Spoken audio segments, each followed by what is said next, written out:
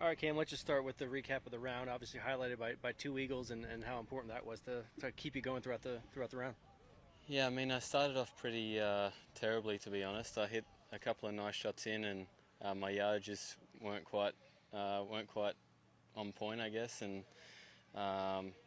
yeah, I just needed those two eagles to get a really low one happening. Obviously, two really long putts, and probably quite fortunate that they went in, but they went in. So long putt, you had trouble getting there with some of the wind, I imagine. Just the first couple of holes, I think on the range it was quite still, and then just took a little bit of getting used to, but got used to it pretty quick out there. Take me through some of your off-season activities and what you're doing ahead of this point. Not a lot. A lot of lounging around, a lot of fishing, a round of golf here and there with mates, but yeah, tried to keep it as casual as I could. I would have loved to go home back to Australia, but wasn't able to make it home, and yeah, so not much. I know you mentioned a little golf, but how else were you preparing for the start of 2022? I got in here on Thursday last week, so the weather back in Jacksonville typically this time of year isn't that great. So I wanted to give myself a little bit of time to get used to the course, and also the time change and stuff like that. And like I said, I haven't been doing too much practice, so being here made me practice, and yeah, it was good. And then the green books, we've been asking a lot of people their thoughts on that. What are your thoughts on that? And have you run into any issues? No, I haven't.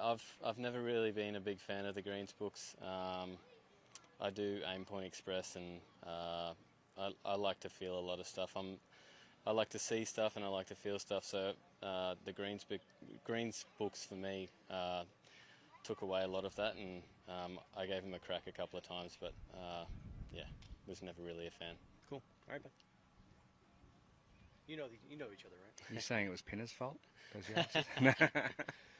Mate, obviously, clearly you've had success in Hawaii, so is it just the fact that you're laid back and ready to rumble? And what is it that you think that gets you in a good space at this time of year? Yeah, I think 6 or 7 weeks off, a bit of a refresh.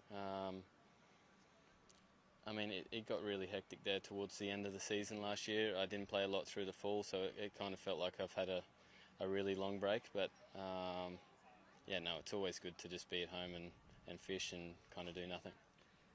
What's it going to take to sort of keep this rolling? Obviously, there's generally low ones out here a couple of times a week, so you've got to keep your foot down, I'm guessing. Yeah, absolutely. I mean, the course is really receptive.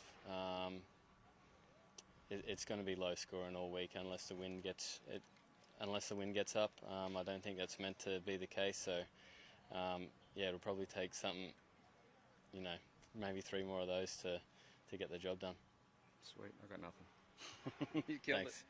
it. Thanks, Cam. Thanks.